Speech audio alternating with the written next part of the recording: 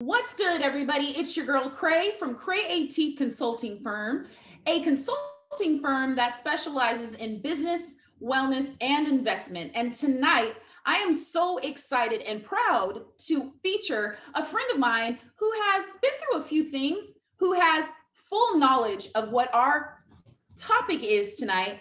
And I am just so blessed to offer to you one of the most important people in my life as a sister, as a friend, and one of my major supporters, and vice versa, of course, Camay Dunn. I am so excited to have you here tonight. And this is kind of impromptu, right? We're doing this visually as well. So this is new for me. What's up, Camay? How are you? I'm fabulous. I'm fabulous. Thank you so much for having me. I love you so much. I love the platform that you continue to give other women around the country. It's just amazing to watch you. So I love you. Mwah, mwah. Thank you. I appreciate you. Mwah.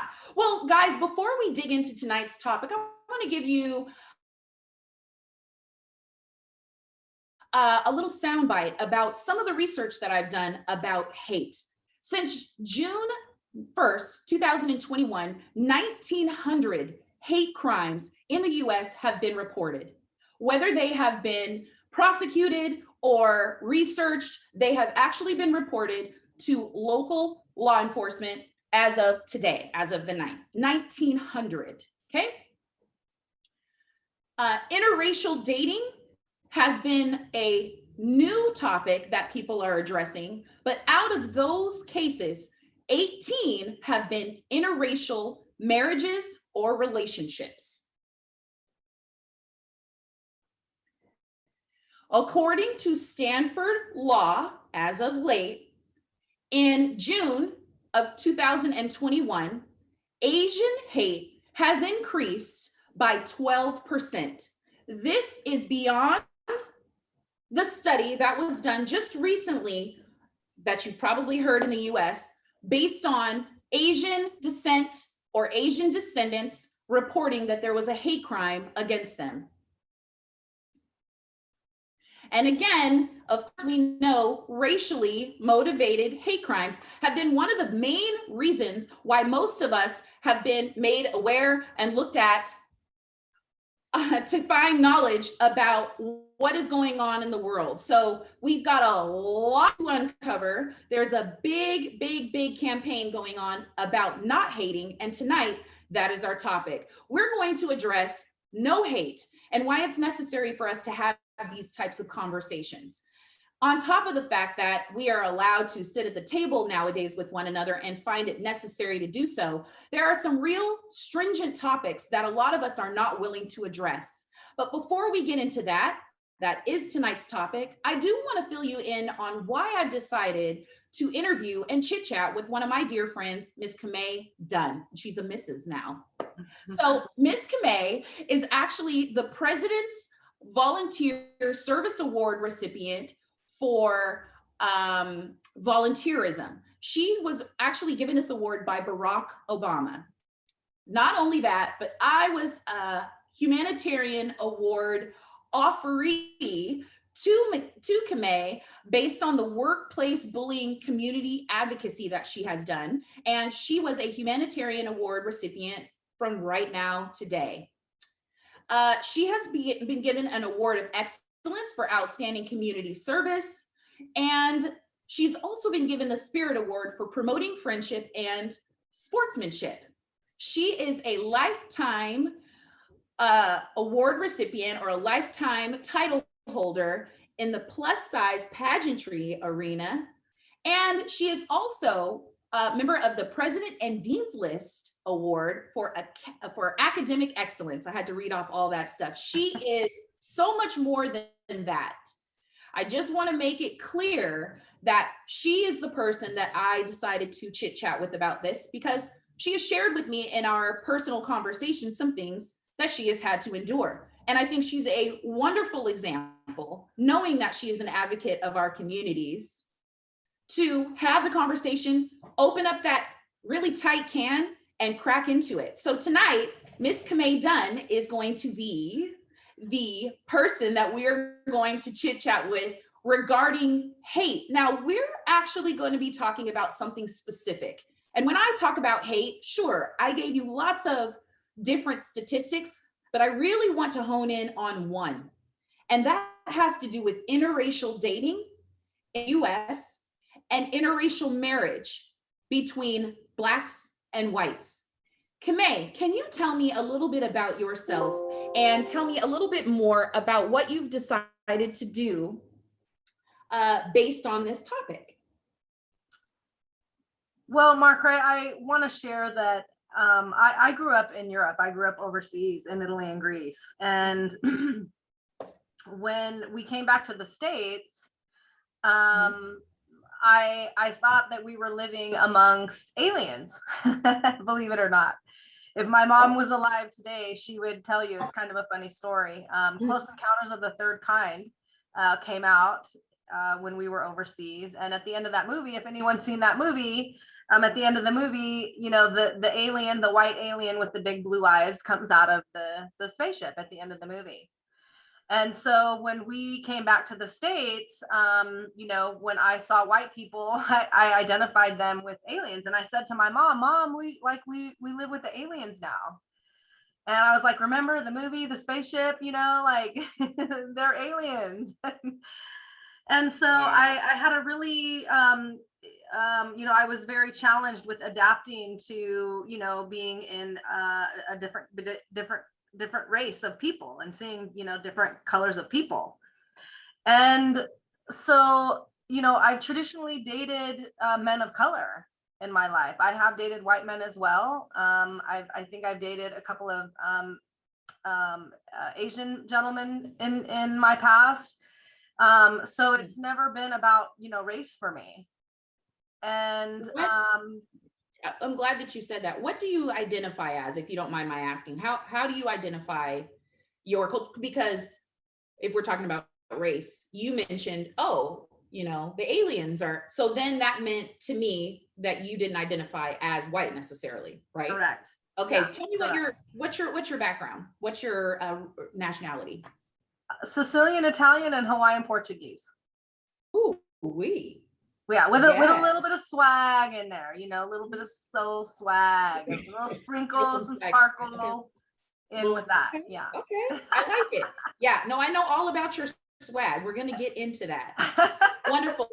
Well, I want to talk to you, frankly, tonight about a situation that you shared with me, and this is what kind of impacted me in a way that made it necessary for us to have this conversation. There are going to be a number of people out there tonight who are listening to this podcast wondering why, as a Black woman, am I highlighting a white woman's story when, you know, racism in the Black community is so prevalent. Right. And I know the answer to that, but what I really want to do tonight is I want to give people an enlightened perspective into the life of a woman who's married to a Black man by choice, who comes from a background where, you know, race has never really been an issue. And you know, your community didn't throw, you know, stones at anyone who looked any different. Right. And you don't seem like you were at all alienated against while you were growing up. So can you tell me, give me that story that we talked about on the phone, so that we're clear as to why we're having this conversation, because it is very in depth, and we'll try to keep it simple, but I do want to get to the girth of this. Yeah. So one night I was out with my boyfriend who was Black. This was like late 90s, I think like 96 probably. And we had just moved back to Federal Way. We actually were up in Bellingham for a while. And so some friends of ours from Bremerton came over and met us on a Wednesday night. It was ladies' night. And, you know, we wanted to, you know, see our friends we hadn't seen for so long. And I was, you know, like, to kind of give you the short version of the long story, excuse me. I was brutally assaulted by a Black woman that night.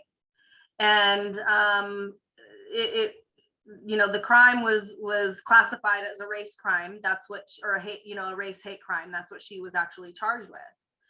And what she did was she accused me of like cutting my eyes at her. She accused me of looking at her.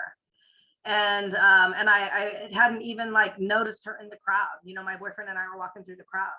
And so she came up and approached me and accused me of, you know, cutting my eyes at her. And my boyfriend even said, hey, we don't have a problem here. There's no issue. Like, she wasn't looking at you. And she ended up smashing a wine glass across my face. Ooh. And, you know, I've had surgeries. I've had scar revision surgery. She hit me so hard that she almost busted an entire tooth, root and all, out of my jawbone. I've had a titanium implant from the assault. Wow. Wow. Okay. That's a lot to take in. Okay. So you mean to tell me that she had no real intentions of just having a conversation. She broke glass into you. Now, none of the reaction to this was warranted. Okay, so I'm sorry that happened to you. I don't know if anybody else has ever said, wow, that is insane. I'm sorry that this happened to you. Yes. Did you end up taking it to a level where you needed to, you know, press charges? Did you guys go to court, or did you just drop it from there? Oh, you did. Yeah. Well, I mean, you know me, Mark Ray, right? You know me for many years. And, you know, when it comes to the law and justice, mm-hmm. You know, yeah, I'm all about it. And so she was immediately charged with a felony, you know, felony mm-hmm. assault. She was actually, they actually ended up amending the charge up to felony assault with a deadly weapon. Wow. Because after she broke, you know, wine glass has a stem on it, right? And a base. So after she mm-hmm. broke the glass across my face, when the bouncers grabbed her, she was coming at me with the broken stem in her hand. Oh, wow. And so they classified that as, you know, a deadly weapon. And so she was prosecuted criminally and convicted. Mm-hmm. I can't remember her sentence, but it was mild. I vaguely remember, I think she was on house arrest. She had 2 young children, and the father of those children was incarcerated.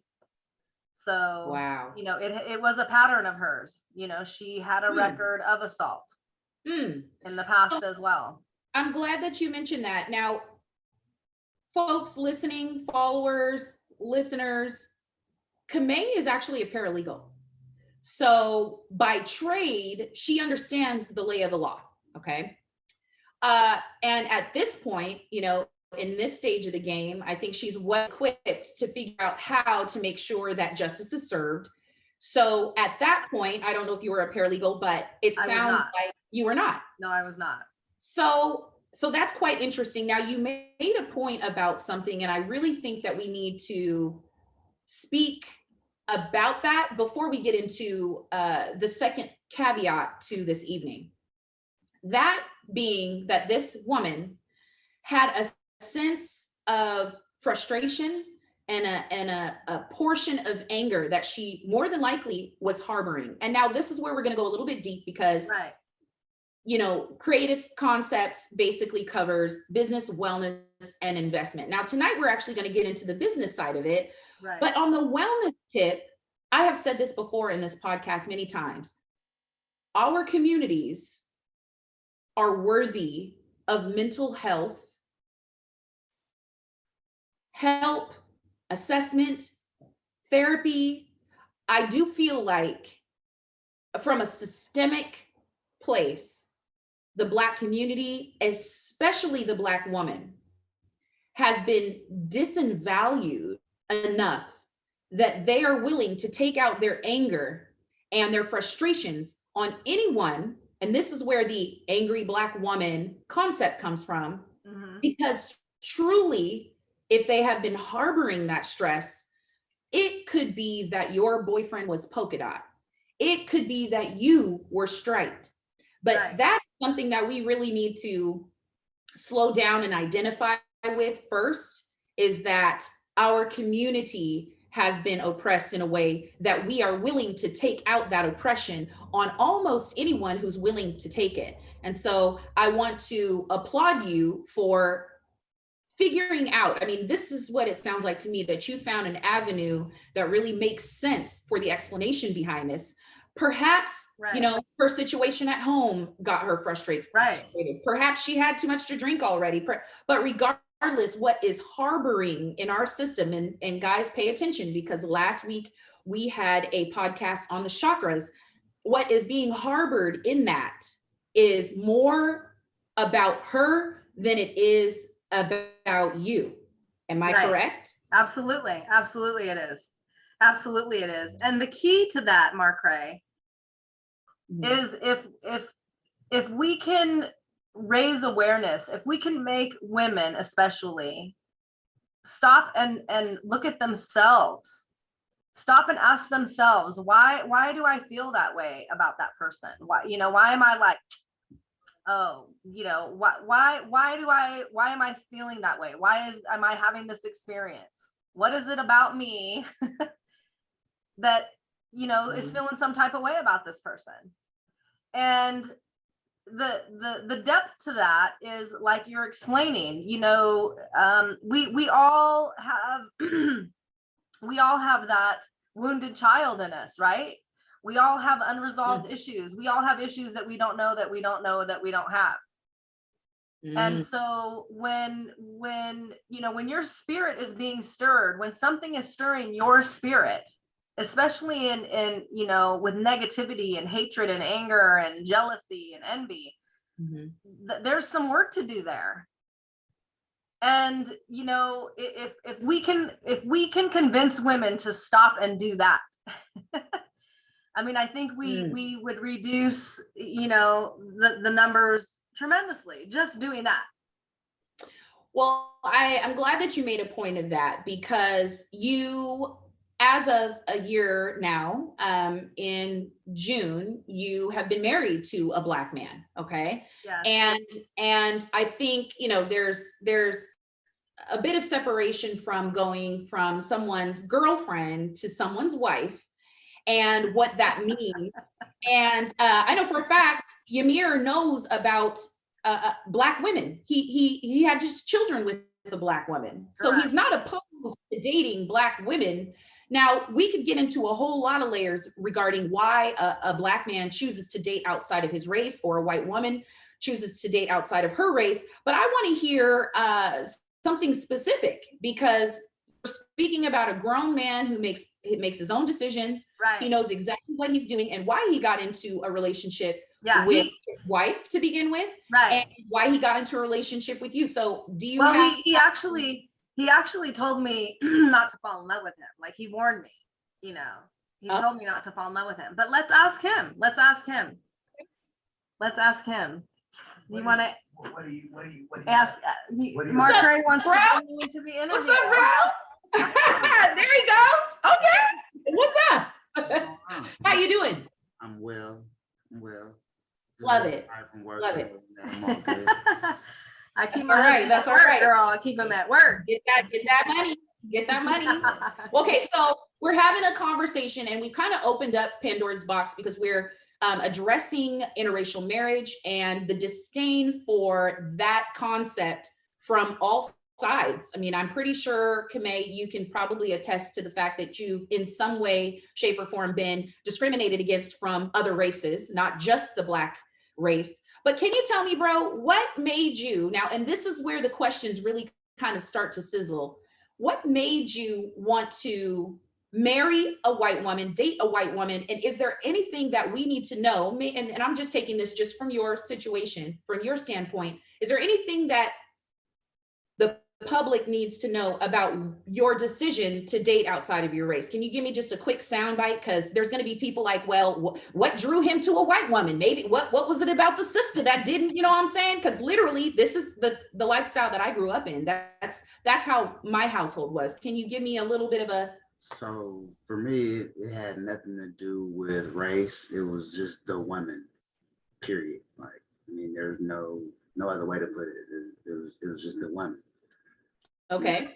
And tell me, what is just the woman? Because now I know Camay personally, others don't know Camay. Is it, you know, because she's got a whole sense of swag. It's a totally different vibe talking to Camay and talking to a woman who's not very cultured, a woman who hasn't dated outside of her race. It's very, very different. So what is it about the woman, and what makes you feel like the woman is, you know, what made you get into like, okay, well, so she's white. Was that a factor? Was that something that mattered to you? It never has been a factor. The fact that she's white never has been a factor. You know. Well, you know, I wasn't like really white, really. It's not. It was, yeah. But You know, I I was mean, something. okay, but you know what I'm saying? Like to the average person, to the average person's eye, you know what I'm Yes. saying? Yeah. I mean, you know what I mean? From the, you know, first impressions, oh, that's a white woman, you know what I mean? But really it wasn't about that, you know, it was just about who she was, you know what I mean, what she represented as a woman, you know, and you know, her ability to converse, you know what I mean, with me on a number of topics, you know what I mean, from ethnic to non-ethnic, urban to non-urban, if that makes sense, you know what I mean?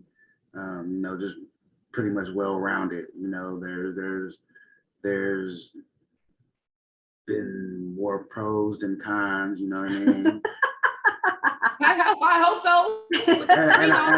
And I'm not saying in relation to, you know what I'm saying, any other Right. race, you know what I'm saying? I'm just talking about just her as the woman, you know what I'm saying? Like, you know, Perfect. I mean, with every woman, you know what I mean? There's gonna be pros and cons, you know, just the ones with her, you know what I'm saying, were suitable for me, you know what I'm saying? You know, I was willing to take the cons with the pros, you feel me? So That's important right there. That you, so you identified that there are, you know, goods and bads in everyone, and you took her race out of it. Clearly, you know, you've decided to spend your life with someone who you enjoy as a person. And so that's kind of the segue to us having a conversation even more in depth about being able to support just a woman and being a woman. So I appreciate you stopping on by. That was cool. thank And you at very least we much. know Thank you for that, inviting me. okay, yeah, at least we know that not everybody's going to have the same ideologies about why they've decided to date out of their race. You didn't even add that as a factor. You simply wanted to be with her as a woman. So, well, why don't we get into it, Camay? Okay. Thank you, baby. Bro, much love. Mwah. Oh, you guys are cute. Love you. Well, why don't we get into it, Camay?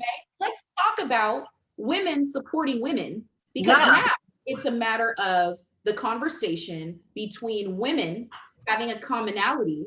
And you told me the other day, hey, I've gone into a room and I'm having a conversation with a woman who happens to be white, or I'm in a group of white people. And the minute that they see that my husband is Black, things change. You also told me and shared with me that you don't necessarily relate with white women. You don't necessarily, so you don't see yourself in the same playing arena with them. And so what you are attracted to is more of a cultural community, or a community that identifies outside of Anglo-Saxon. So that right there kind of shows me, you know, what your train of thought is with it. And you spoke to me the other day about one of our listeners, one of our followers, who she actually is one of your followers. She gave you her opinion, even though she was afraid to, about why she did not necessarily want to share with you her ideas on the topic, interracial dating. Now, guys, I will give you this because we're getting ready to go into the next piece. Camay and I used two very profound women to offer some campaigning and promoting and advertising for this discussion. And Camay was inspired by Kamala Harris. She is a biracial, the first female vice president, and she's married to a white man. I chose to stand alongside her and emulate that vibe that I get from Michelle Obama. I even tried to make sure my hair was styled like her. Did a fabulous job. A fabulous job. We worked it out, girl. We worked it out. The inauguration idea was what it was. Camay was wearing a drop dead gorgeous royal purple dress and a trench to go with. You know, we did exactly what we saw in the inauguration. Now, can you tell me what the follower said to you, or what the listener said to you about why she didn't want to share her opinion about it, because you actually clearly were interested. Yeah, absolutely. This person is someone very close to me. She will remain anonymous, for out of respect for her privacy. But she is very close to me. I have a very close relationship with this follower. I admire her. I respect her. I value her in my life. She's, next to my husband. She's my whole world, really, so I really respect her opinion. And so I'd asked her about our photo shoot, if she saw, our campaign. And she said, yeah. And I said, well, what do you think? And she said, I'd rather not give my opinion. And I said, well, and it really kind of surprised me because I thought, well, what's your opinion? I immediately, really wanted to know what her opinion was. So I asked her to share it. And so she said that, we emulated, Michelle Obama and Kamala Harris with precision. And, we're supporting and stand for, their political policy. Excuse me. Right. And that's what got me. I was a little shocked, but I understood. And tell me what you took from that. So at first she got the message, right? She got the message. She actually complimented our ability, to replicate what we saw at the inauguration, right? Excuse me. And so I was very proud of that. I had a very proud moment.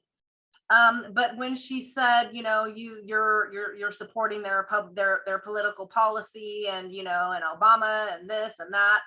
And so what the tragedy in that is that when she looks at Michelle and Kamala, she sees politics. She doesn't even see that they're women. And that is the problem, Marcrae. That is the issue. We can talk about interracial marriage, interracial dating. We can talk about slavery. We can talk about, the no Stop Asian Hate campaign that's going on. We can talk about all of those things. And what it comes down to is that we're judging people based on our own issues and our own, I'll just say issues. Based on our own issues, has nothing to do with this other person. And we don't even see them as women. We are women first. We are women first, before our political beliefs, before who we marry, before our lifestyle, before how we choose to live our lifestyle. We are women first, period. Right. And so when we as women, we have been suppressed long enough. Not very long ago, we were never allowed to vote. Women were never allowed to own property. Right. We're still fighting for abortion rights. I mean, right. Women have been suppressed enough. And so when our mindset and our mentality focuses on how we are separating us as women and what categories we're putting women in, our numbers diminish. So our power's diminished. For us to come together and, respect each other as women, how powerful would that be? Amazing. To have not been taught that it is okay to be catty, to not have been taught that gossip and rumors is just what women do, and to not be taught that we are emotional based on the fact that we're simply women and that's what our gender does, would have probably set me up in a way that I wouldn't have made enemies as easy. I wouldn't have had an opportunity to have these conversations and open up these deep-rooted wounds, because really what it comes down to is, if this woman who saw you at the nightclub would have said, girl, don't even worry about it, I like your shoes, or girl, don't even worry about it, oh, okay, this your man, okay, we would have been at a place of established from day one as children, but we have, for whatever reason, because of our emotional and our emotional makeup, we have been prodded into becoming enemies, being competitive in nature, being cat-like, if you will, going into the workplace and not befriending each other simply because we find ourselves as competition. Right. And I wish that this type of conversation was had more, because we're talking about two things, and I want to be very clear about this. We are not talking about politics. We are not talking about black and white issues. We are talking about a type of hate, a type of discrimination that has been going silent for many years that needs to be addressed and brought to the forefront. Okay, not only in the female community, but also in the interracial dating community, where I know for a fact there are people in all cultures who do not understand being in an interracial relationship and what that means to you and why you would even do that. Now, coming from the community that you came from, it sounds like growing up, you didn't have a reason to establish separatism. You didn't have a reason to look at anyone as completely different, besides the fact that you had a way to compare white people to a movie. You still didn't find, right? You still didn't find hate in your heart or disdain in your heart for those people. So, you never know who you're walking behind. You never know who you're talking to, right? Not all Black women are going to have a problem with you being, married to a Black man simply because they're confident, and chances are they might not want him, or the opposite. They might not be looking at you like in a, the men out there might not be like, ooh, well, what did she choose him for? What's her problem? Yeah. But I have walked into a crowd of people with my white husband at the time and found that there was discrimination going on without him knowing, without his knowledge, because he had never experienced it. So I understand where you're coming from. And that's the reason for us to stand on this platform and work together. So the idea is the togetherness of all of this and how strong we can be as a union. Right. Outside of the interracial dating, we have an opportunity to work together. This is how we met, right? Right. You never looked at me. You never looked at me like, oh, this is going to be, this is run by a sister. Great. She's going to judge me. I love Black men. Here we go. Here goes another one. Because I really didn't have time. I mean, I didn't have time at that moment to be like, oh, okay, she got a little swag. She probably dates brothers. That wasn't my MO. But then at the same time, growing up in a house where, being a biracial child, someone telling you, don't wear your hair curly like that. Oh, you look like your dad. Don't do that. A French man and a Black woman got together and here I am. You can't take people out of their destiny. You can't take people out of what they are going to manifest regardless. That is like default, right? You can't take people out of their actual default. So if you love a Black man, that is on you and there's nothing anyone can do about it, but you still will feel that fire. Those vibes are everything, just like the vibes that your husband spoke of coming from you. You have a certain vibe about you, you have a certain swag about you. And that's the difference. I think most of the time people would expect for you to walk into a room and the way that you speak is the way that you speak. But honey, I code switch.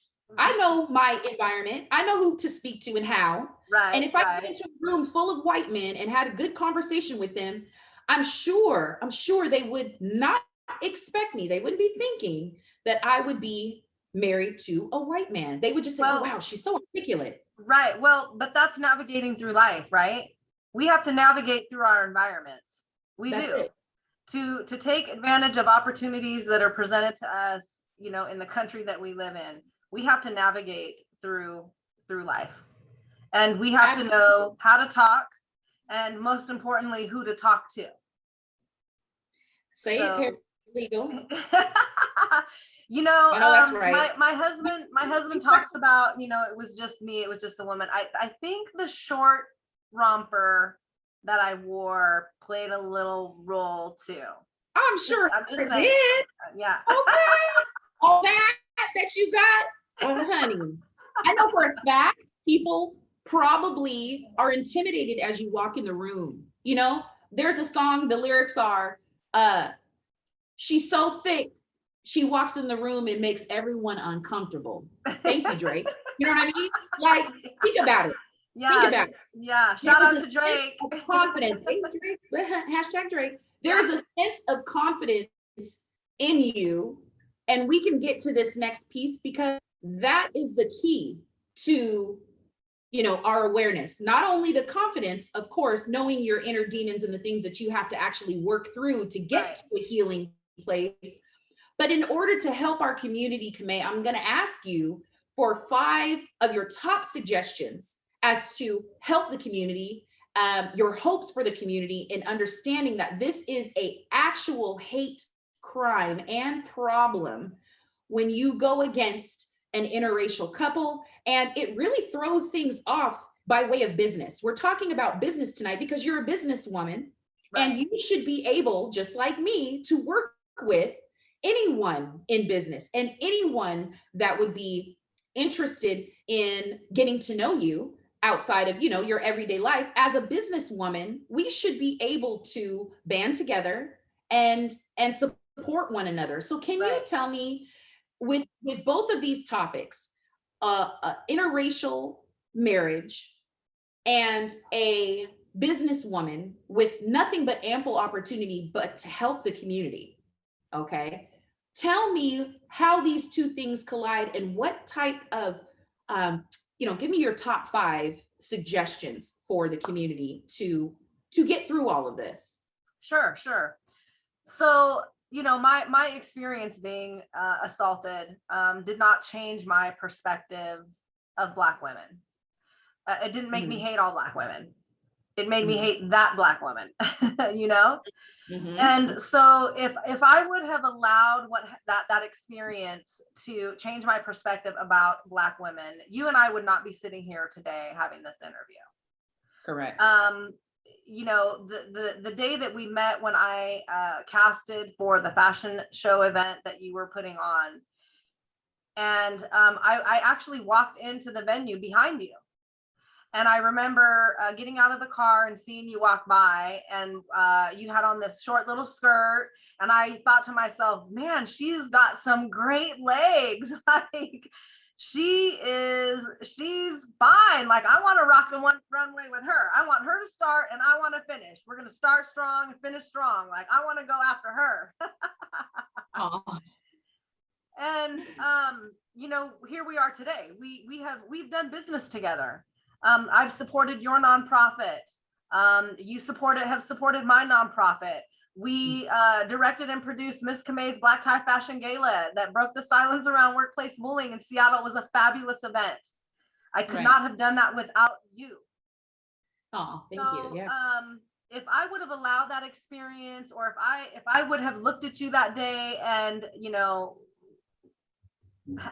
allowed my own issues to block me from the blessing of a relationship with you, look at what I would have lost. You can't put an event on with just anybody. You can't put an event on with just anyone. You can't do that.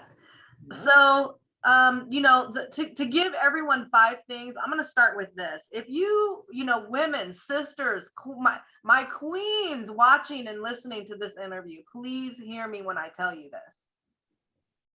If you see something in another woman that makes you feel any negativity at all, I don't want to define, you know, what you feel, or, you know, try to diagnose you, because I'm not a doctor.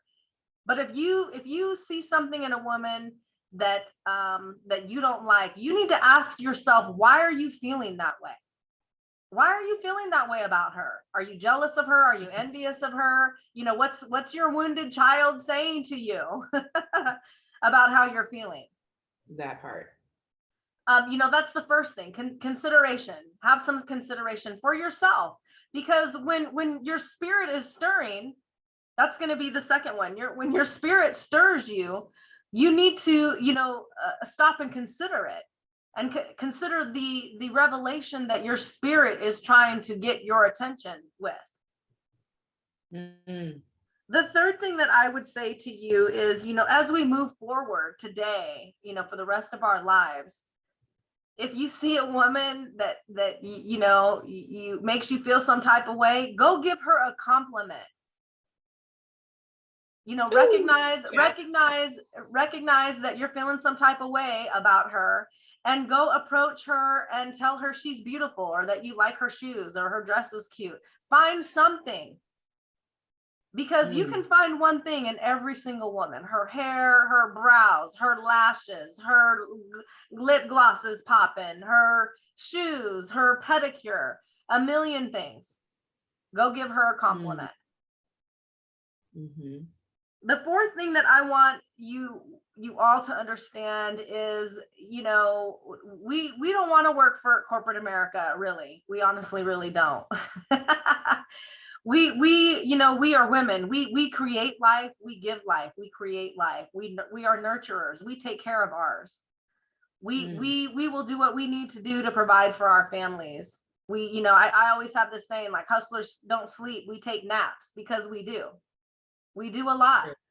We're professional business women. Whatever it is that we do, our career, if we're an entrepreneur, we go in there fabulously all day, every day, and we show up.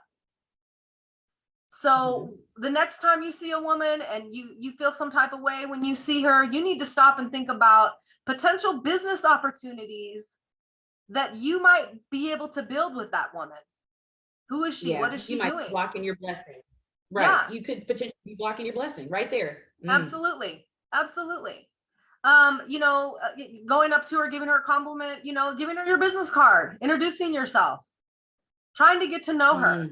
Because and this is the fifth thing in closing, when you can take responsibility and be accountable for your issues and your feelings, when you can hold up a mirror and look at yourself in the mirror and be honest and real with yourself, you're providing yourself the opportunity for revelation, to heal deep-wounded, deep-rooted issues that you probably don't even know that you have.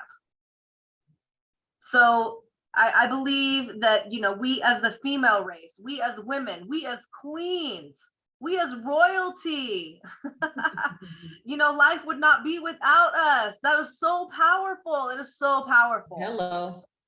We need to come together. We need to stand together. We need to support each other unanimously. Huge. That is huge. I appreciate your perspective there. I agree, fully agree. And tell us a little bit more about where we can find you. How are we going to be able to stay connected with you as a community? You can find me across all social media platforms. Camay Dunn, hashtag the Mrs. Dunn, the one and only. Let me just be clear about that. Okay. No one else. All right. I'm on Twitter at Lifetime Queen. You can find me on Instagram, Camay Dunn. I'm on Facebook, Camay Dunn. And LinkedIn also. You can find my professional resume on LinkedIn. Awesome. Perfect. Great. Well, listeners, I hope that you have been enlightened tonight. I hope that the conversation being opened up has helped you examine and think a little bit deeper about your perspective on the topic of both interracial marriage and dating and discrimination in the female gender community. I really want to thank you, Camay, for coming on here and telling us your story, giving us your testimony, and just being so vulnerable for this small period of time. I know there's so much more we could dig into, but I want to thank you again for coming on in. I want to tell everyone out there that there is nothing like loving the ones that you're with. So be with who you love who you're with. We appreciate you, and we will see you next Wednesday at 6 p.m. live on Wellness Wednesday at Kre'atif Concepts. Good night. We're out. Bye-bye.